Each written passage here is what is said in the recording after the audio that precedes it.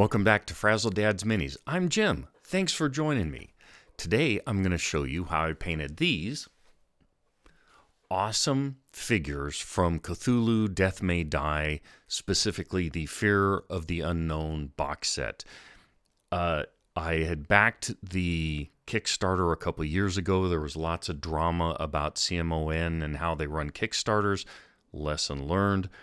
But worth the drama and worth the wait. The figures are extraordinary. The game's a lot of fun, and I'll talk a bit about that in the closing. The figures are incredibly thematic from the Lovecraft stuff.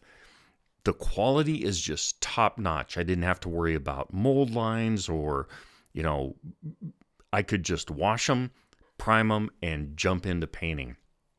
And the range of the figures of the different monster types and the characters is amazing. There's all kinds of different things, and it affords one the opportunity to have a lot of fun thinking up different ways to paint each of the monsters or the individual character figures. It's so much fun. And again, the quality of them is just top notch. Enough blabbering. Let's start painting.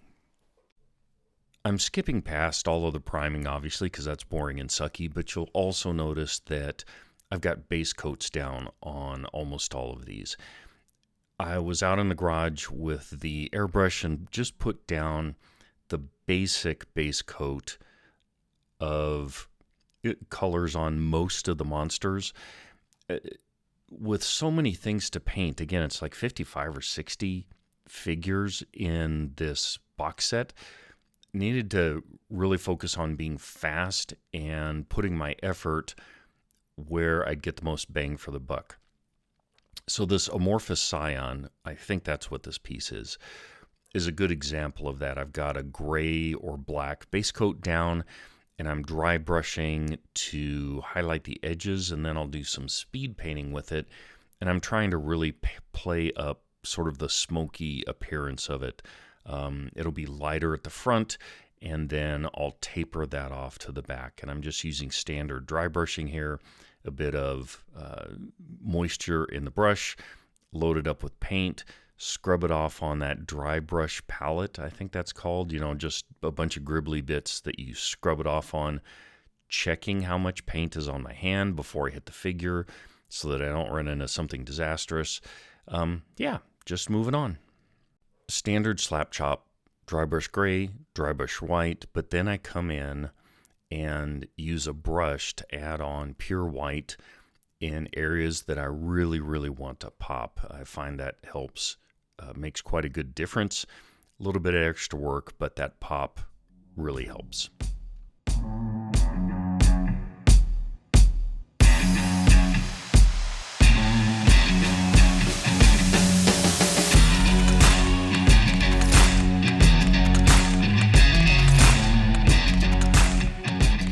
Standard speed painting stuff here, using a Cultist cloak from the Army Painter speed paint set. I've got it thinned with some speed paint medium, and I'm dumping in some extra water there. I don't want it being too dark on the high spots. It's a lovely blue color, and I'll also throw on some black later on to the further to the edge areas to again kind of give that idea of sort of smoke. Just standard speed painting.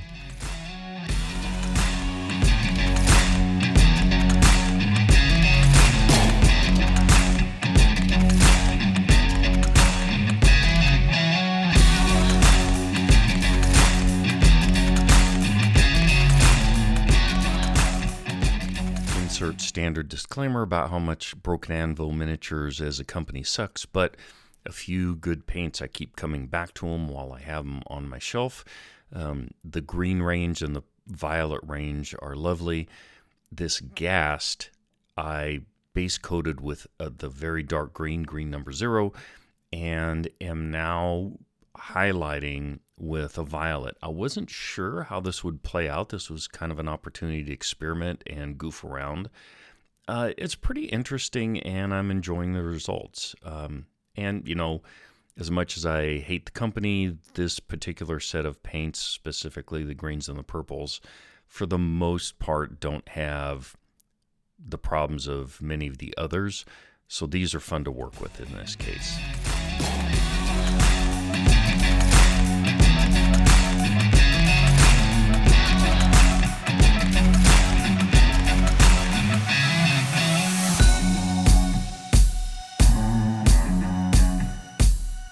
I believe this figure is called the Unnameable, and it's nasty to play against. It's sort of a convoluted figure with like some flesh, muscly things, a lot of tentacles, some other organic material. And just looking at it, I couldn't actually figure out what a painting plan would be. So I just started picking out individual tentacles and parts and getting color on them, purples and greens, to help me break out different areas. And I found that a really useful approach. So this is just getting down some base coat colors to help define the volumes and the structures of that actual piece. And you can see from my palette, I'm just picking out a bunch of different things. Like I said, violets, greens, some blues. And it turned out to be a really good way to approach this.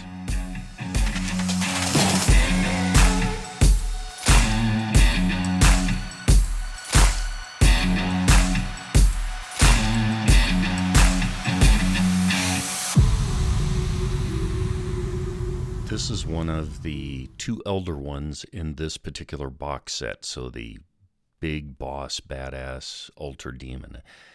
It's something like Sagra. Yeah, I'm not going to try to pronounce it. Most of Cthulhu genre stuff is unpronounceable. Anyway, I had sprayed on the purple for the wings. I wanted the body brownish with a lot of yellow highlights and some red in there. I got a lot of good airbrush work done. Now it's just dry brushing to pick up some of the great texture on the fur, and then starting to pick out some other details.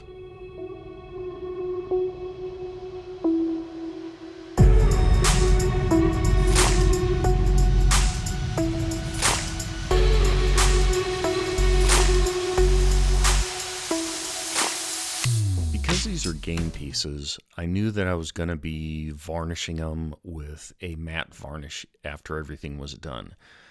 And if you're not aware of it, matte varnish, I think even gloss varnish, really knocks down the dynamic range, right? So it cuts down the visibility of highlights. So you really need to push contrast.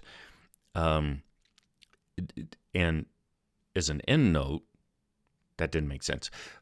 After the fact, when I varnished all these things, I went back and looked at the minis, and in some places, I didn't push contrast high enough. So keep that in mind. If you're doing game pieces and you intend to varnish them because they need varnish, you're handling them, right? You want to protect the great work you've put in. You really have to push the highlights higher than you think you would. There are some things like in the fur on this piece and a couple other pieces where I didn't push high enough. I didn't make it extreme enough. And the matte varnish actually knocked it down and made it almost invisible, the work that I'd done. So don't be afraid to really push your contrast if you're going to varnish things. Keep your end state in mind.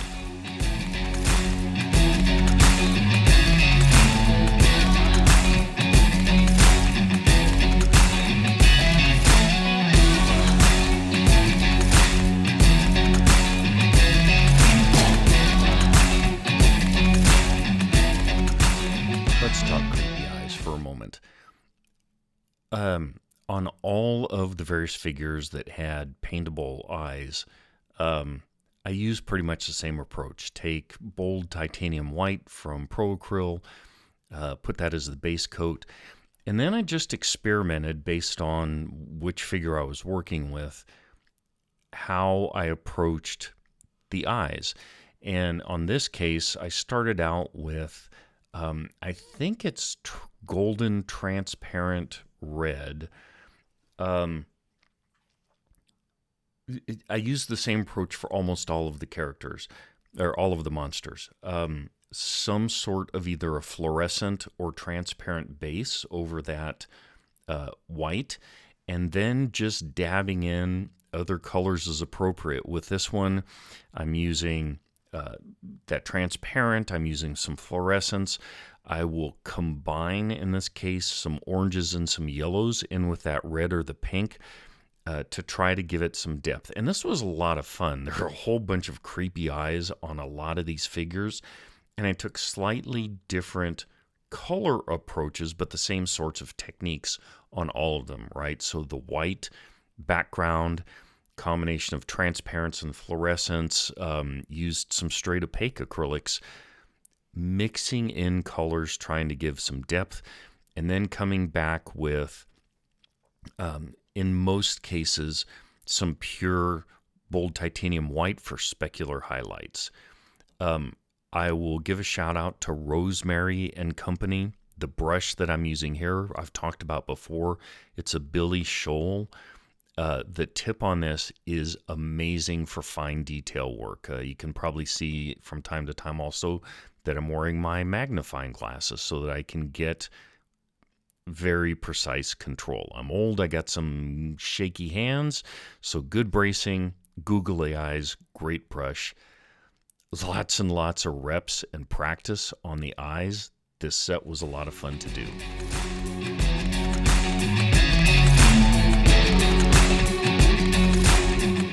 These particular figures, I think, are called Dancers of Azathoth. They're minions for one of the Elder God boss figures. I used the same approach that I talked about earlier. Slapchop, dry brushing, gray, then white, careful highlighting with some white. And here I'm using Desolate Brown, I think, Army Painter speed paint. It's actually got a lovely kind of sickly green tone to it. And I'm really digging how that's going on these. Again, I've diluted that speed paint with water and extra speed paint leaf.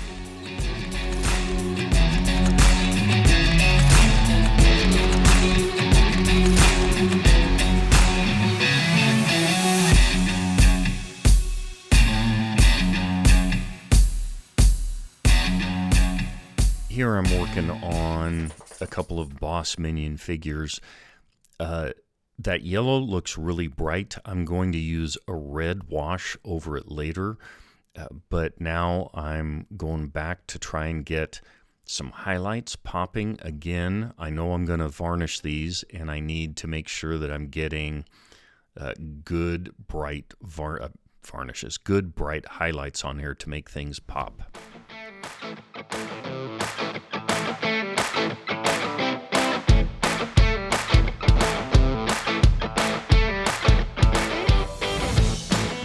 This is the other of the two main boss figures in Season 3 expansion game.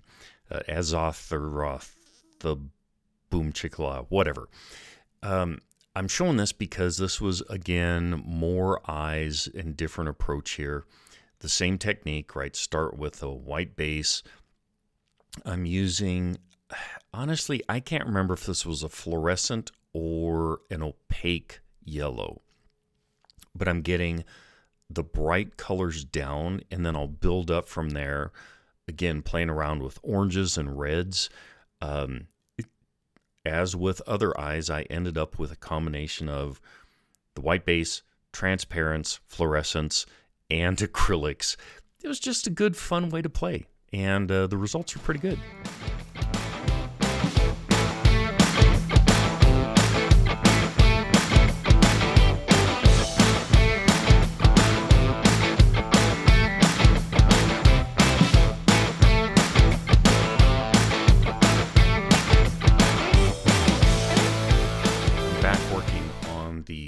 I think they're called Fishers from Beyond, and just getting a bit of highlighting on there. This is some of the Broken Anvil Violet, maybe number 3, some white that I'm scrubbing in, stirring in, and then just getting after some highlighting.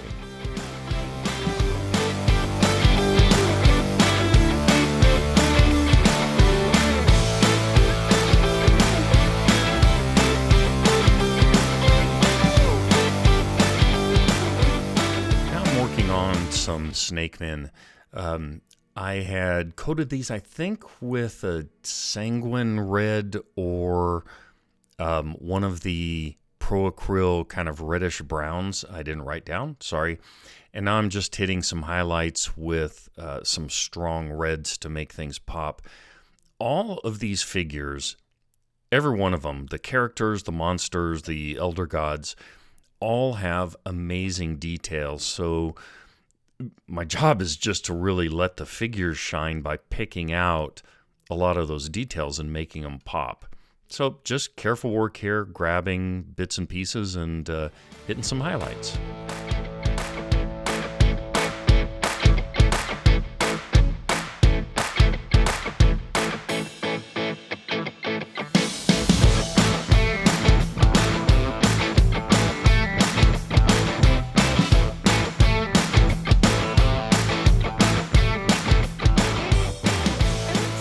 Figures have anything that you could really think of like a base. These particular monsters are standing on some skulls. It's part of the figure, not the base. But I'm just running through my standard recipe for skull, bone, talon type things. And that's start off with Xandri dust, hit a bit of highlight with Tyrant Skull, and then a tiny bit of highlights with Pallid Witch Flesh, and then a wash of Seraphim Sepia. That's my standard approach. It's fast. I like the results, and I don't have to think about stuff because I've just got it in my pocket, which is a nice way to approach things. Now I'm working on the Cultists, and I'm not taking as much care as with the other monsters. I'm doing more of a Slapchop and Speedpaint approach. I've got the dry brushing done already, and you can see here that I'm using a fairly bright gray. This isn't pure white, but it's a very bright gray to hit a few of the highest highlight areas. That way it'll really pop when I get to speed painting.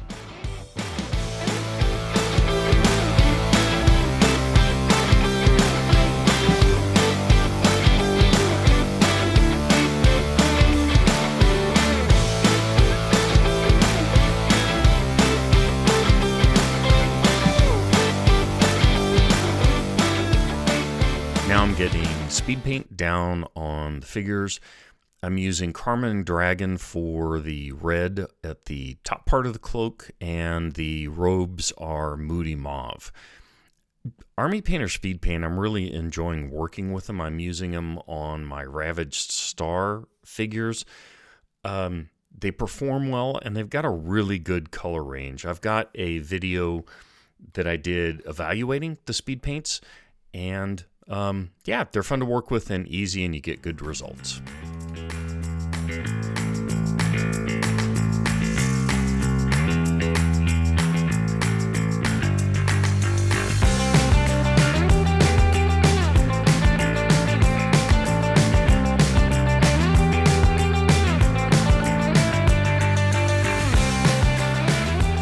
I'm jumping a bit ahead on the Cultists. There are 3 different variants of the 12 Cultist figures. A couple have a spell book. You can see I've sort of detailed some of that around. There's actually some inscriptions that are molded into the spell book. So I'll hit those with like a bit of a wash later to make them pop. This is really just going in and picking out fun things. Here I'm using a bit of, I think it's Pro Acryl Gold to make a crown. I've hit the blades that some have with silver. And this is really the nice thing about speed paints. You know, you get 80% of the figure covered very quickly, and then you can focus in on playing around and making a few other things pop. Again, I just can't get over how awesome all of these figures are. The full-up monsters, the NPCs here, and then the individual investigator character figures.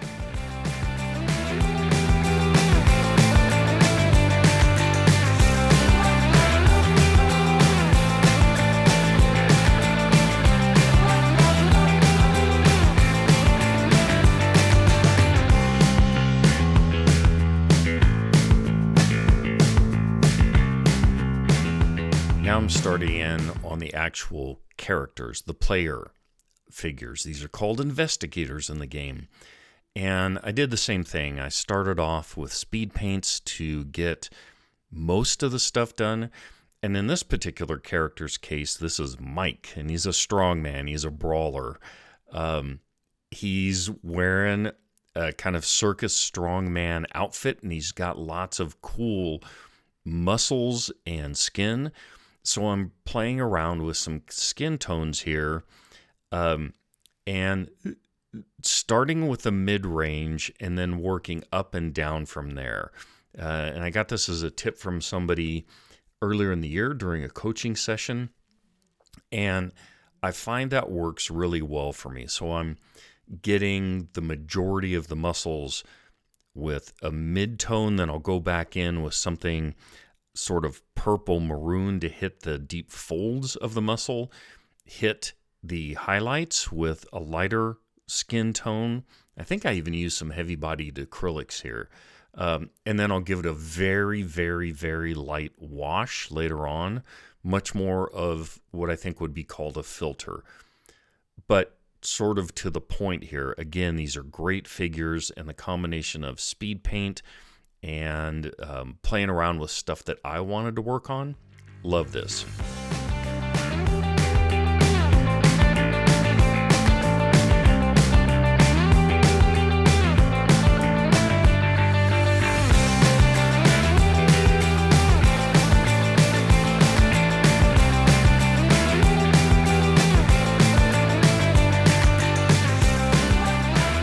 There you have it. I hope you had fun watching this. I've had an amazing time painting all of them. This is the first box set that I've done the entire box. I think it's 55, maybe 60 figures.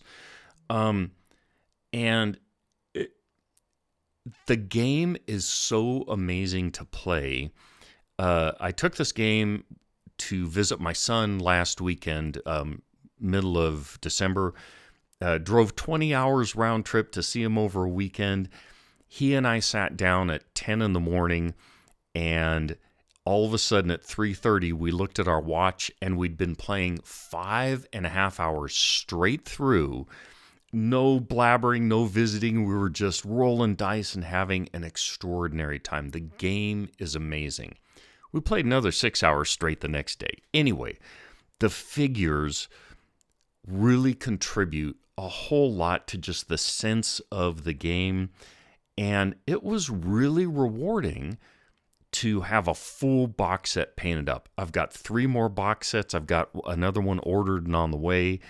Yeah, I'm just tickled about this. So, if you're familiar with the game, I hope you're painting your own figures. If you're not, you might look into it because it's absolutely worth it. But enough of that. Without further ado, here's the grand reveal.